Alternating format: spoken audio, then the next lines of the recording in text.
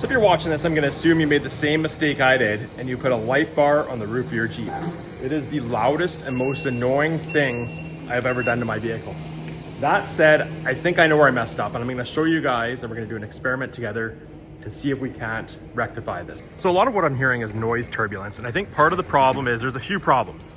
I did have a zip tie in here, I just took it off before I started to make this video.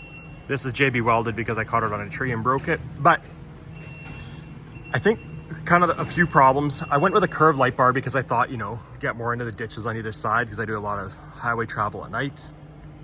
I thought that'd be a good idea.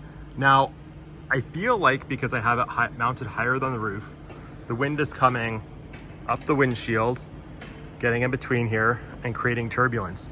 There's a lot of whistling too. I suspect it's coming from the cooling vanes on the back.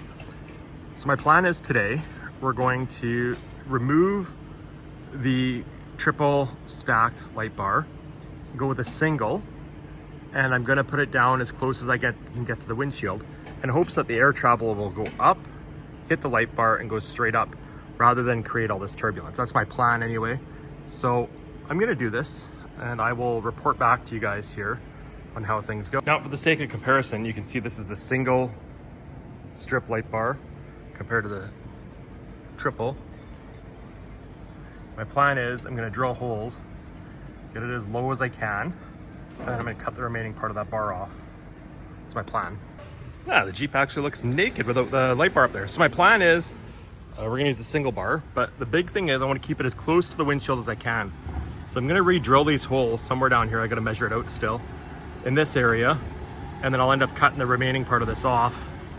And that should hopefully give us what we need, hopefully, and allow the wind to come up, hit the light bar and go straight up. So I did read online, one guy was talking about tilting it down a little bit, but that kind of defeats the purpose of it when you're on the highway. So that's my plan. I'm gonna drill it close to the windshield, lob it off. So I gotta clean it up still, but you can kind of see the difference. So I just cut this one off on an angle here, and then there's that one I still gotta do, but you can see I took off, where'd the piece go? I don't know where it went.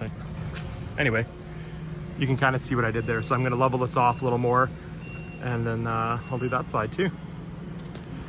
Something like that's the end result. It's clean, it's level. Now, I don't think we're gonna get this any closer to the windshield because, well, actually the camera looks further than it is. The middle spot's probably, I'd say less than 1/8 of an inch. So I did realize I have no black paint, so I need to fix that still. But you can see we're lower than the roof, so I think wind-wise we're gonna be okay.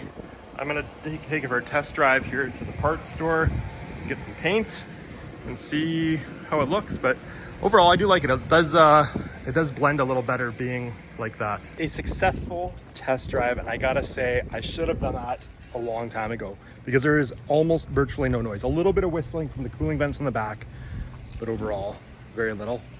I'm a happy guy. There, that's the solution to your problem.